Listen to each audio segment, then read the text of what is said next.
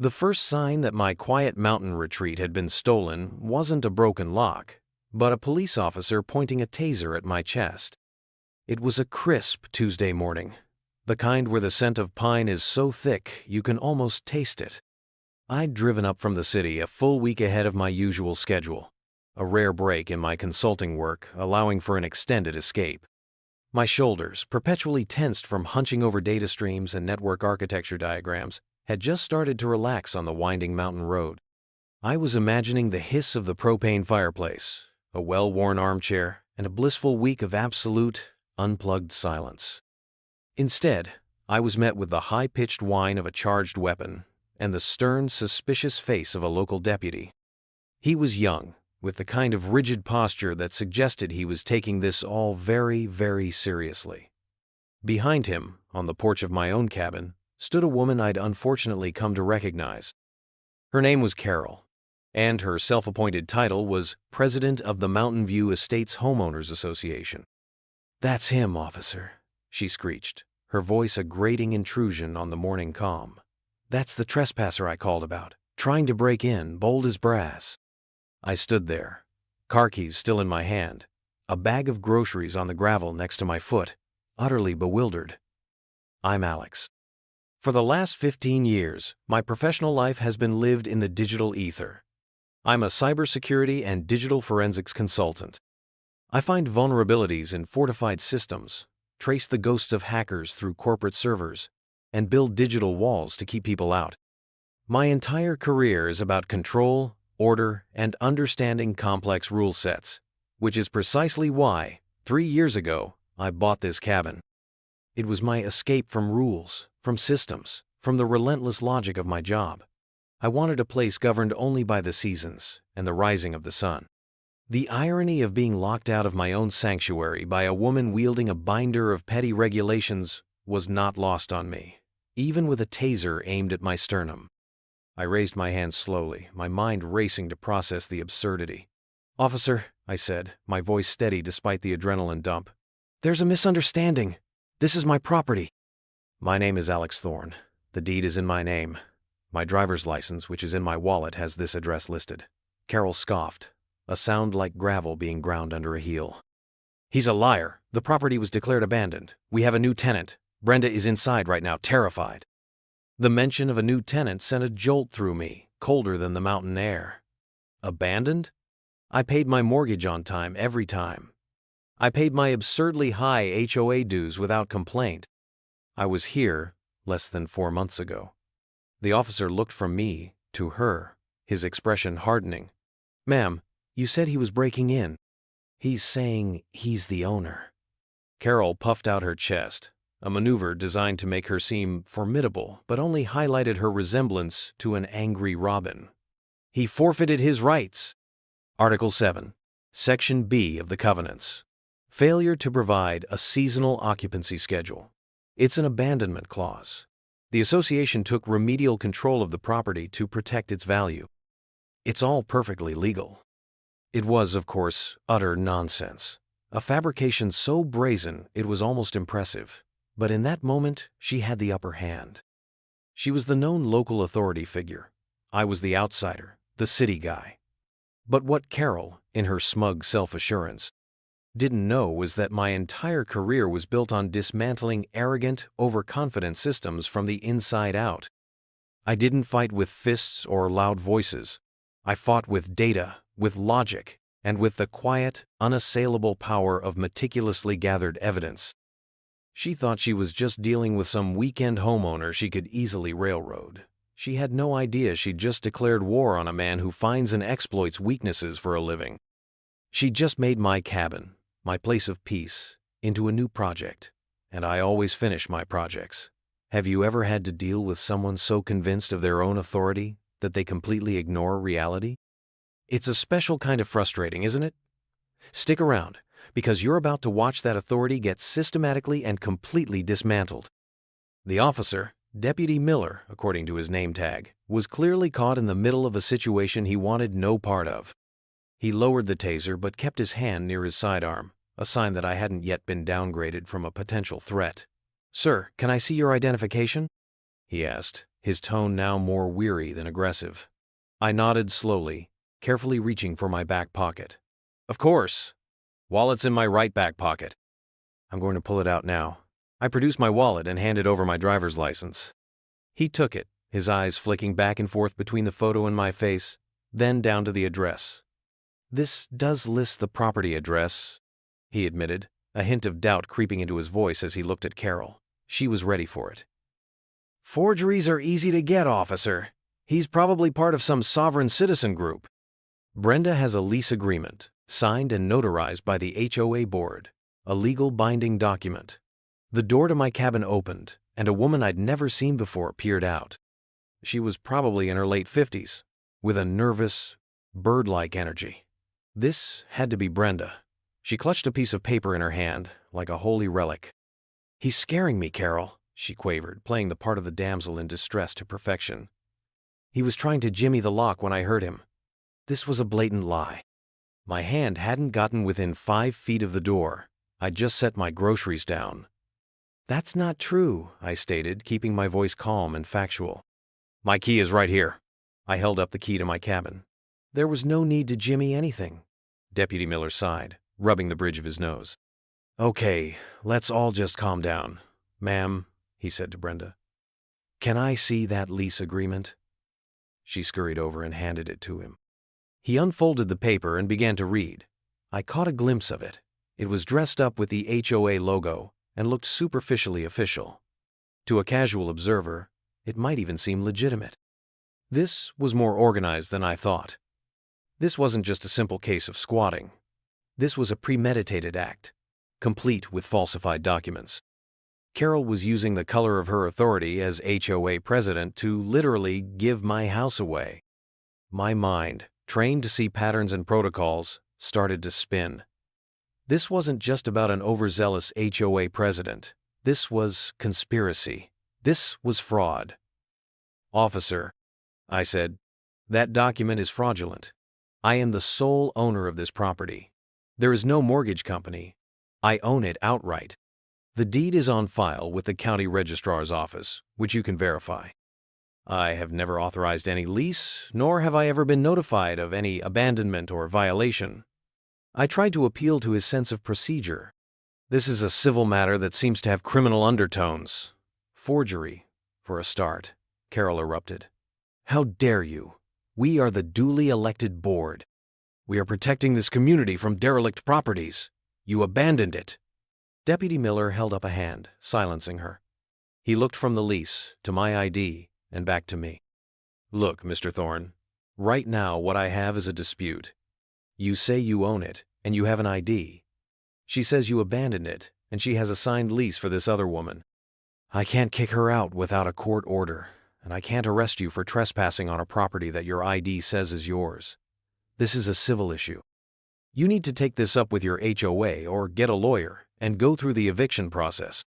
This was the answer I expected, but dreaded. The system was defaulting to its path of least resistance, leaving me, the actual victim, standing on the outside looking in. Carol's smile was a triumphant, venomous slash across her face. She had won. The system she was supposed to uphold had just validated her power grab.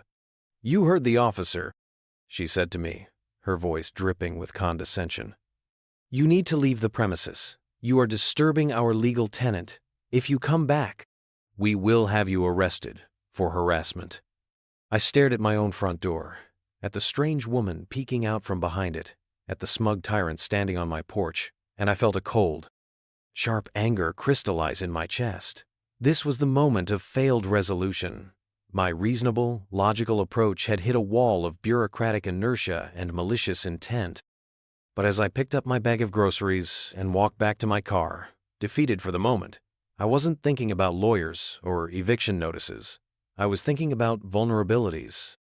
Carol had built a system she thought was airtight, protected by the HOA's bylaws and the local authorities' reluctance to get involved. She had just shown me exactly how her system worked. And now, I was going to show her how mine did. I checked into a small, clean motel in the nearest town, a 15-minute drive down the mountain. The room smelled faintly of lemon-scented cleaner and old coffee. a stark contrast to the pine and wood smoke of my cabin. I dropped my grocery bag on the counter. The milk and eggs were probably a lost cause by now, and pulled my laptop from my overnight bag. The frustration was a hot coil in my gut, but I pushed it down. Anger was an inefficient fuel. What I needed was data. My peaceful retreat was over, but my work was just beginning. Carol and her cronies believed they were protected by their paper-thin legal documents and the slow-turning wheels of small-town justice. They operated in a world of paper files, whispered agreements, and public meetings. I operated in a world of metadata, encrypted logs, and digital footprints. It was time to drag their little scheme into my world. My first step was a deep dive into the Mountain View Estates HOA itself. I started with the public-facing stuff, their website. It was amateurishly designed, probably by some board member's nephew, full of broken links and outdated announcements. But even a poorly constructed website has a back-end. It has a digital history. I ran a quick domain registration search. Unsurprisingly, it was registered to Carol herself, not the HOA as a legal entity. First mistake. Commingling personal and official business is a classic sign of sloppy governance and a massive red flag. Next, I explored the Homeowner portal, a password-protected area where residents could supposedly view bylaws, meeting minutes, and financial statements. I was a homeowner, so I had login credentials, though I'd rarely use them. I logged in, and what I found was a treasure trove of curated information. The publicly visible meeting minutes were sparse. Sanitized documents full of phrases like, "The board discussed community upkeep," and "A motion was passed regarding seasonal decorations." They were useless, but they listed dates. Dates were important. I then went to the county registrar's official website. This was public record, the bedrock of property law. I pulled the deed for my own cabin, confirming my sole ownership, and downloaded a certified digital copy. Then, I began a methodical search of every property transaction within the Mountain View Estates subdivision for the past 7 years, cross-referencing the dates from Carol's sanitized meeting minutes. It was tedious, painstaking work, connecting parcel numbers to owner names, transaction dates to HOA meetings. For hours, I saw nothing but normal sales. Then, a pattern began to emerge. It was faint at first, like a signal hidden in noise.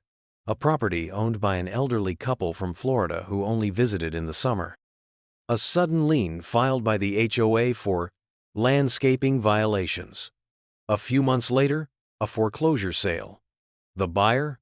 A newly formed LLC. I dug into the LLC's registration. The registered agent was a man named George Maxwell. A quick social media search showed dozens of photos of George Maxwell on fishing trips and at holiday barbecues with his arm around Carol's husband. My heart started beating faster. This was it. I found another one. A cabin owned by a pilot based in another state. A flurry of fines for improper deck staining and non-compliant roofing materials. A lien, a foreclosure. The buyer of that property at auction? Carol's sister. A third. A fourth. It was a clear, repeatable, and utterly predatory cycle. Carol wasn't just a power-tripping HOA president. She was the ringleader of a sophisticated property fraud scheme. She and her board, which I now saw included George Maxwell as the treasurer, were targeting absentee owners. They would invent bogus bylaw violations, stack up exorbitant and illegal fines, and refuse to communicate with the owner, letting the mail pile up or get lost. Once the fines reached a certain threshold, they'd use their HOA authority to place a lien on the property. Then they'd quietly foreclose, buying the properties for pennies on the dollar at auction through their network of family and shell companies. My cabin wasn't the end of their plan. It was the beginning. Brenda wasn't a new owner yet. She was the placeholder, the tenant who established occupancy, making it harder for me to reclaim my home while they initiated their fraudulent foreclosure process against me for the abandonment violation. This was my aha moment. The scope of her corruption was breathtaking. She wasn't just trying to steal my house. She had been successfully stealing houses for years, and I now had the digital breadcrumbs to prove it. The initial wave of white-hot anger at the sheer criminality of it all. was quickly replaced by a cold, methodical focus. This was no longer just about getting my cabin back. This was about dismantling an entire criminal enterprise that was preying on people under the guise of community governance. A simple lawsuit to evict Brenda would be like cutting a single head off a hydra. The beast itself would remain ready to strike again.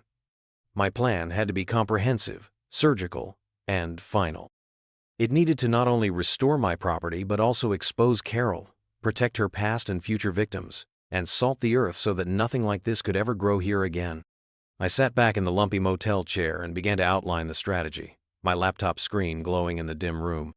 My mind, which was built for designing complex security protocols, now shifted to designing a complex trap. The plan had 3 distinct phases. Phase 1, evidence fortification. Phase 2, the bait. Phase 3, the public execution. For Phase 1, my digital breadcrumbs were a powerful start, but I needed to translate them into an irrefutable narrative that would hold up not just in a courtroom, but in the court of public opinion specifically. The opinion of the other homeowners in Mountain View Estates. I began compiling a master dossier. I created a timeline, linking every bogus violation notice I could find in the HOA portal's archives to a property that was later foreclosed upon. I used the county records to show the chain of ownership, highlighting how these properties invariably ended up in the hands of Carol's family or LLCs connected to her board members. I created network graphs, the kind I use to show corporate clients how data flows, but this time they showed how money and property flowed from unsuspecting homeowners directly to Carol's inner circle. It was a stark, damning visualization of their scheme. I also needed to solidify my own case. I sent a formal certified letter to the HOA's official address, contesting the abandonment claim and the fraudulent lease. I cited my property records, my tax payments, and my recent visits. I demanded a formal hearing before the board, as was my right under the official, not Carol's imaginary, bylaws. This was crucial. Her response, which I was certain would be a rejection, would be a key piece of evidence demonstrating their refusal to follow due process. Phase 2 was about baiting the trap. Carol felt invincible. Her overconfidence was her greatest vulnerability. I needed to lure her into overplaying her hand in a way that was undeniably malicious and, most importantly, recordable. While I had discovered the connection between her treasurer, George Maxwell, and the LLC, I needed more direct proof of their coordination. This is where things got tricky, but I knew my field. Companies and organizations, especially poorly run ones like this HOA, often use third-party platforms for communication or project management. A quick scan of the HOA website source code revealed a link to a shared Trello board, a project management tool. It was set to private, but their security was laughable. The invitation link for new members was embedded directly in the public-facing HTML code.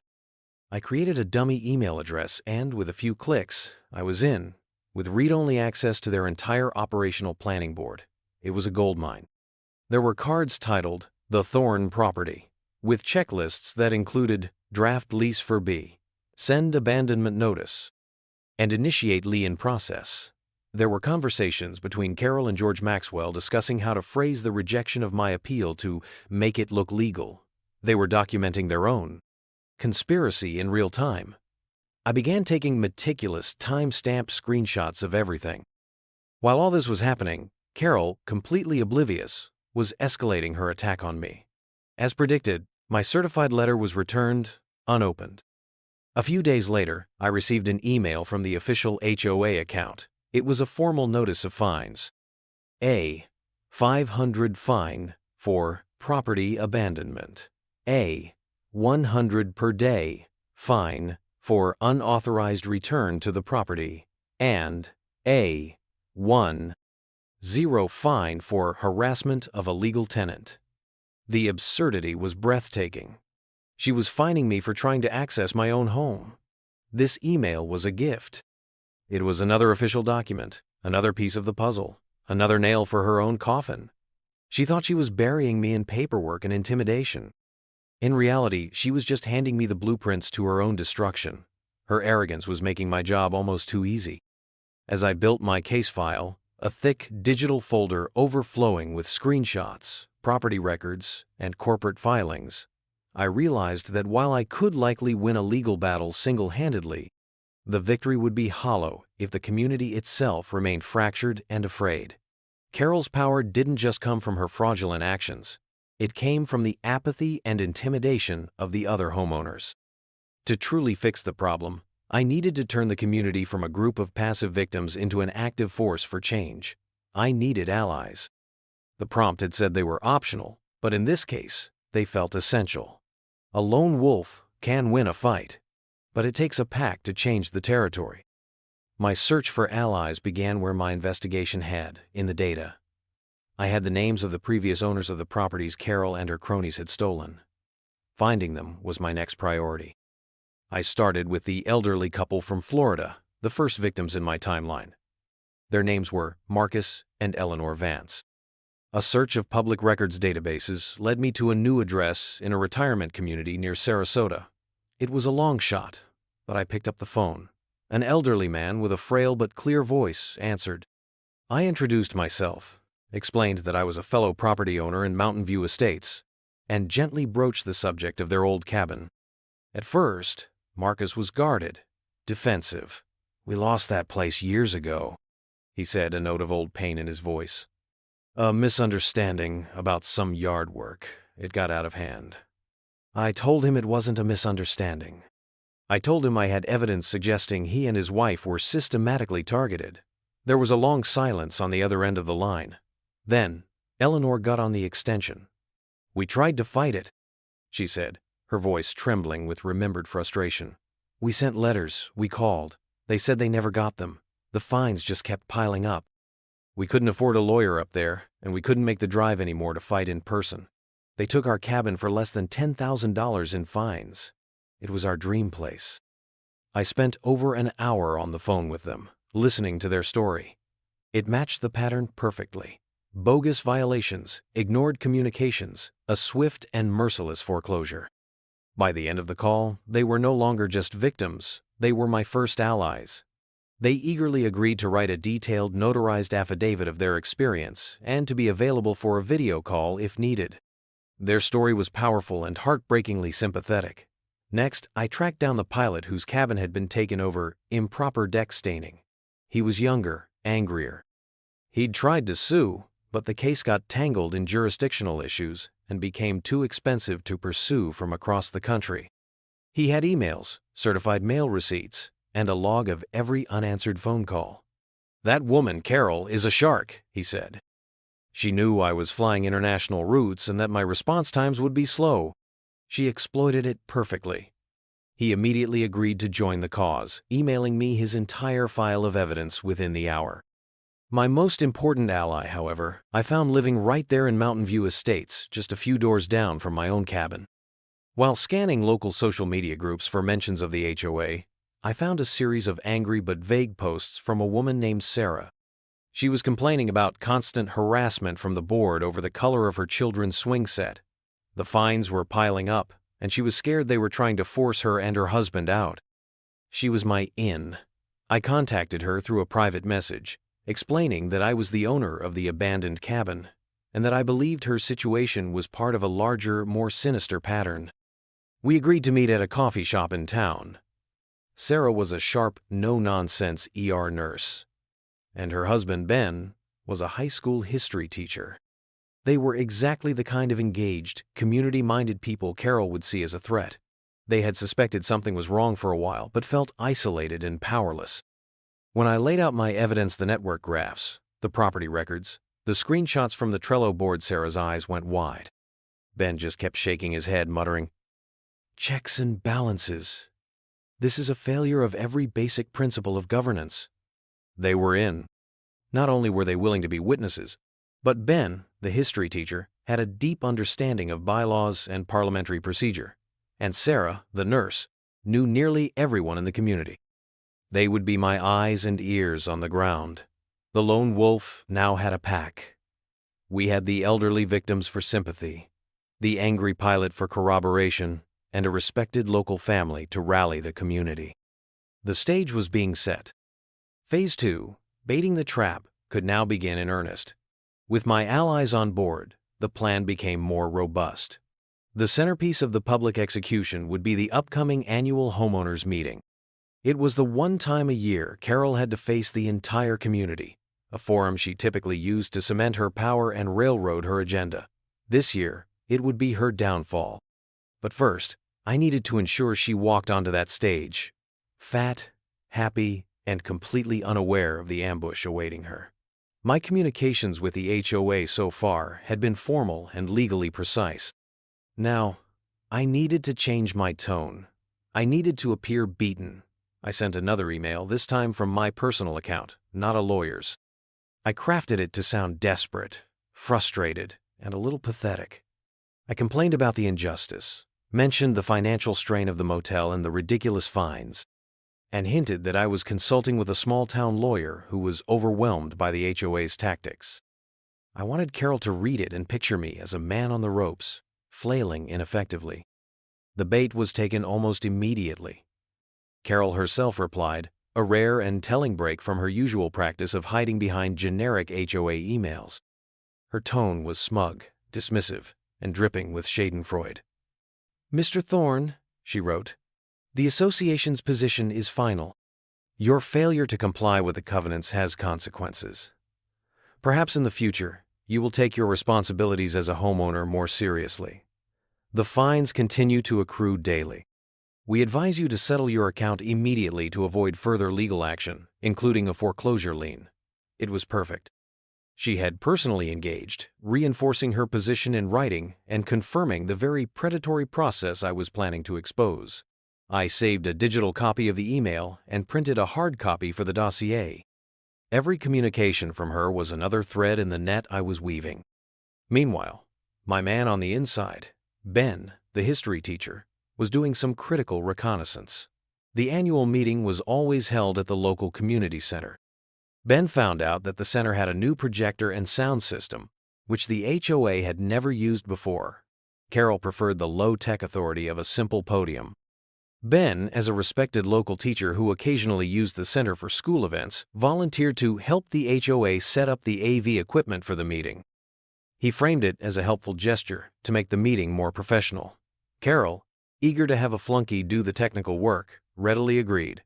The Trojan horse was in place.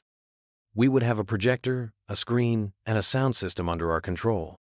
My final move in this phase was to create a catalyst for community attendance.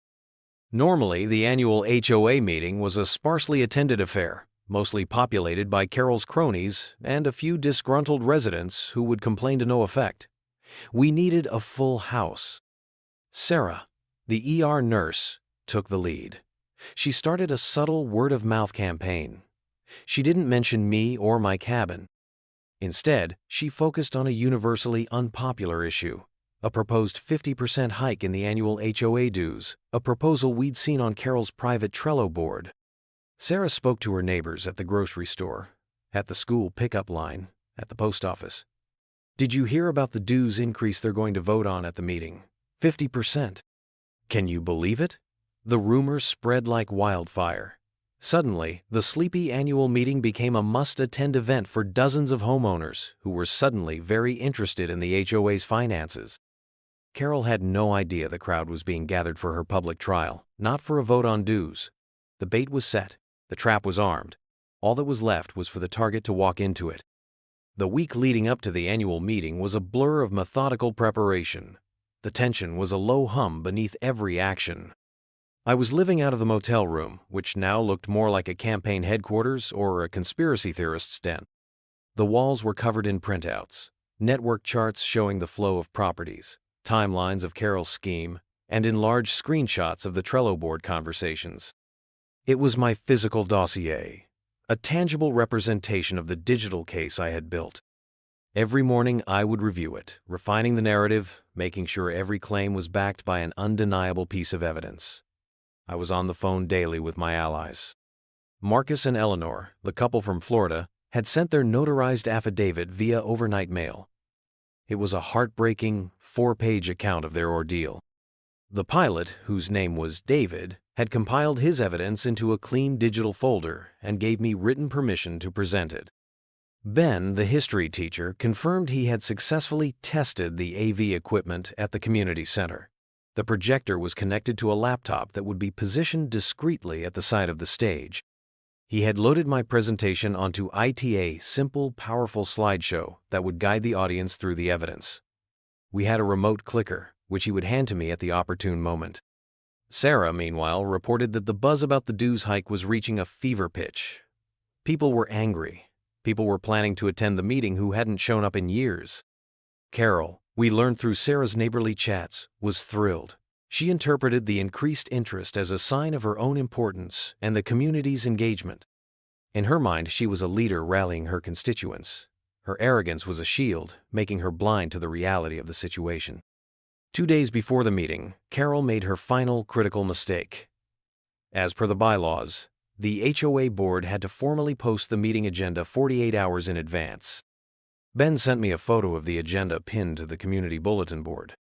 It was standard fare, call to order, approval of previous minutes, treasurer's report by George Maxwell, and then, under new business, vote on proposed special assessment for community improvement. That was their cover for the dues hike. And at the very bottom, there was an open forum section, limited to 2 minutes per speaker. That was my window. I also received one final piece of correspondence from the HOA. It was a formal letter, sent via a legal courier to my motel. It was a final notice of intent to file lien. They were officially beginning the process of stealing my house, documenting it with a signature from Carol as president and George Maxwell as treasurer. They had just handed me the smoking gun, signed by the conspirators themselves. I added it to the final slide of my presentation. The dossier was complete. The trap was set. The audience was being gathered. The weight of the moment was immense, but I felt a strange sense of calm. The frantic energy of investigation had been replaced by the quiet confidence of a well-prepared plan. My opponent had underestimated me at every turn, blinded by her own greed and ego. Now, all I had to do was stand up in that public meeting and turn on the lights. The night of the annual meeting, the community center buzzed with an energy it likely hadn't seen in years. The parking lot was full, and people were filing into the main hall, their faces etched with concern over the rumored dues hike. Sarah had done her job perfectly. I saw neighbors greeting each other, forming small, anxious groups. I slipped in and took a seat in the back row, a nondescript man in a simple jacket. I caught Ben's eye as he fussed with the laptop near the stage. He gave me a subtle, almost imperceptible nod. The projector was on, displaying the Mountain View Estates HOA logo on the large screen behind the podium. Carol and her board, George Maxwell, the treasurer, and 2 other blank-faced cronies sat at a long table on the stage, looking out at the larger-than-expected crowd with expressions of self-importance. Carol, in particular, was beaming. She clearly believed this was a testament to her leadership. She tapped the microphone, and the room fell silent. "Welcome, everyone," she began, her voice echoing slightly in the hall. "It's so wonderful to see so many of you taking an active interest in our beautiful community." She proceeded through the opening formalities with practiced ease. The minutes from the last meeting were approved without comment. Then came the treasurer's report. George Maxwell, a man with a soft paunch and a perpetually shifty gaze, stepped up to the podium. He droned on about landscaping costs and insurance premiums, presenting a vague and confusing budget that was clearly designed to obscure rather than clarify. When he finished, Carol retook the podium. "And now," she announced, "we move on to new business. As you all know, maintaining the high standards of our community requires resources. We have a proposal for a special assessment to fund critical infrastructure repairs." As expected, a wave of murmurs and discontent swept through the room. This was the moment everyone was waiting for. Hands started to go up. But before Carol could call on anyone, I stood up from my seat in the back. "Madam President," I called out, my voice calm but carrying across the hall. All heads swiveled in my direction. Carol squinted, her smile tightening as she recognized me. "Mr. Thorne," she said, her voice turning to ice, "this is a meeting for homeowners in good standing. Given your delinquent account, You are not recognized to have the floor." A gasp went through the crowd. "On the contrary," I said, beginning my walk down the center aisle. "My account is fully paid. It is the HOA's accounting that is delinquent. And before the community votes on any new assessments, they have a right to see where their money and their properties have actually been going." Carol's face flushed with anger. "You are out of order! Security!" she sputtered, looking around for a non-existent security guard. "I am perfectly in order," I replied, my voice never rising. "According to Bylaw 14, Section C, any homeowner may address the board during the open forum regarding fiscal matters. And I believe a multi-year conspiracy to commit property fraud qualifies as a fiscal matter." The word fraud hung in the air, instantly silencing the room. I had reached the side of the stage. Ben discreetly handed me the remote clicker. I turned to the audience. "My name is Alex Thorne. I own the cabin on Pine Ridge Lane. Or at least, I'm supposed to." I clicked the remote. The HOA logo on the screen behind Carol vanished, replaced by the title of my presentation: "A 5-year Financial and Property Transfer Analysis of Mountain View Estates." Carol and George Maxwell stared at the screen, their faces a mixture of confusion and dawning horror. The show was about to begin. The first slide was a simple, clean graph. The x-axis showed the last 5 years. The y-axis showed the number of HOA-initiated foreclosure actions. For the first 2 years, the line was flat at 0. Then, 3 years ago, coinciding exactly with Carol's election as president, the line jagged sharply upwards. "As you can see," I began, my voice amplified by the microphone Ben had discreetly activated for me, "our community, which had a near-zero rate of forced property turnover, suddenly became a hotbed of foreclosures, all initiated by our own HOA board." I clicked to the next slide. It was a map of the subdivision, with 5 properties highlighted in red. Mine was one of them. "These 5 properties share a common story," I explained. "They were all owned by absentee or seasonal residents." I could see people in the audience nodding, whispering to each other. They knew these houses. They knew who used to live there. Each story begins with a series of escalating fines for trivial, often fabricated violations. I clicked again. The screen now showed a photo of the Vance's original violation notice for improper lawn maintenance, sent in the middle of winter when their lawn was under 2 feet of snow. A low murmur of disbelief rippled through the hall. The homeowners, often hundreds of miles away, were systematically ignored when they tried to appeal. Their certified letters were returned, their calls went unanswered. I clicked again.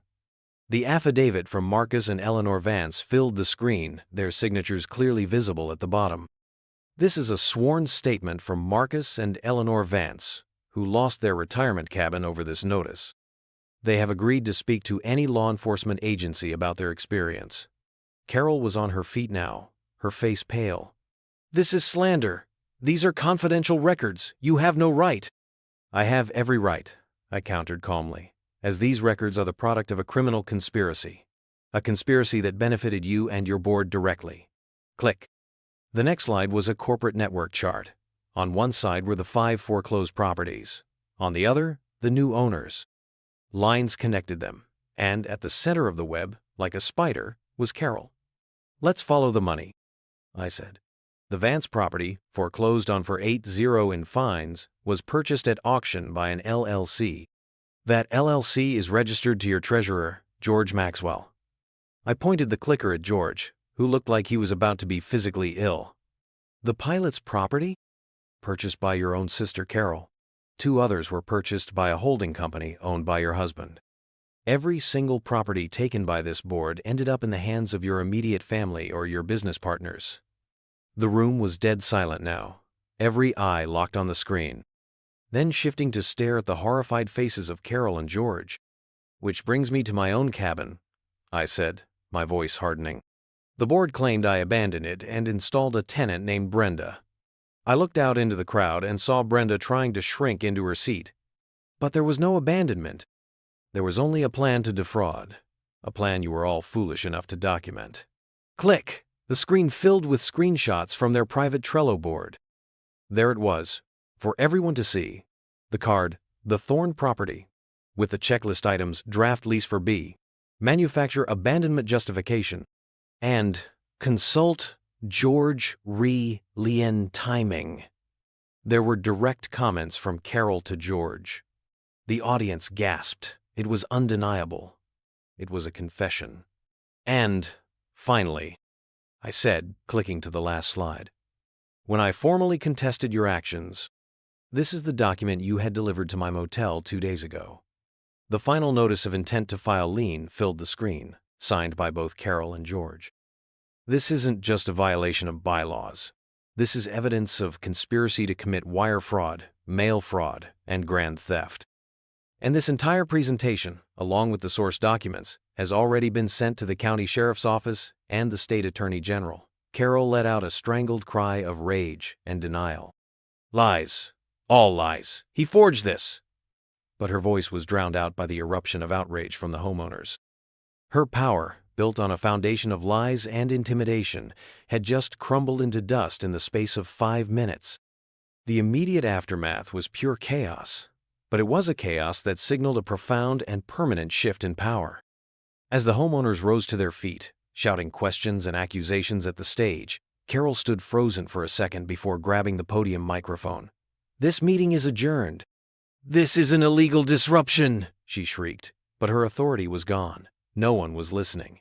Ben, my stalwart ally, calmly walked over and switched off her microphone. The only voice of authority left was mine. I saw 2 uniformed sheriff's deputies enter from the back of the hall.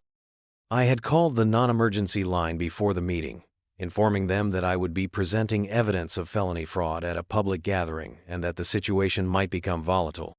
I'd asked for them to be on standby nearby. Their arrival was perfectly timed, a visual confirmation that the system of rules Carol had twisted for her own benefit was about to snap back with a vengeance. The deputies made their way through the angry crowd to the stage. One of them, a seasoned sergeant with a calm demeanor, addressed me first. "Are you Alex Thorne?" I confirmed I was. "We received your email and the attached files. We'll need to take a formal statement from you." He then turned to Carol and George, whose faces had drained of all color. "Ma'am, sir, we'd like you to come with us. We have some questions about these allegations." Carol began to protest, her voice a high-pitched whine of indignation, but the sergeant simply held up a hand. "You can explain your side of the story down at the station." As the deputies escorted a sputtering Carol and a silent, ashen-faced George off the stage, a spontaneous cheer erupted from the audience. It was a sound of pure, unadulterated catharsis. People were hugging each other, shaking their heads in disbelief. Sarah and Ben came up to me, their faces beaming. "You did it," Sarah said, her voice thick with emotion. "You actually did it." In the days that followed, the full extent of the consequences came crashing down on Carol and her enterprise. The state attorney general's office took the case, using my dossier as their roadmap. Warrants were issued. The HOA's financial records were seized, revealing years of embezzlement and slush funds on top of the property fraud. Carol, her husband, George Maxwell, and her sister were all charged with a raft of felonies. Brenda, the fraudulent tenant, was charged with lesser offenses after she quickly agreed to cooperate and testify against Carol in exchange for leniency. She was out of my cabin by noon the next day, leaving behind a few bags of clothes and the faint smell of fear. The HOA was placed into temporary receivership by the state. Its board dissolved. An emergency election was held 2 months later. Ben, the history teacher, was unanimously elected as the new president, with Sarah as the vice president. Their first act was to hire an independent auditor and pass new bylaws mandating absolute financial transparency and creating a simple, fair process for resolving disputes. They also passed a resolution to use HOA funds to help the Vances and the other victims pursue civil suits to recover damages from Carol's seized assets. Walking back into my cabin for the first time was a surreal experience. It was exactly as I had left it, my book still face down on the nightstand, my favorite coffee mug in the dish rack. It was quiet again. The only sounds were the wind in the pines and the crackle of the fire I immediately started in the hearth.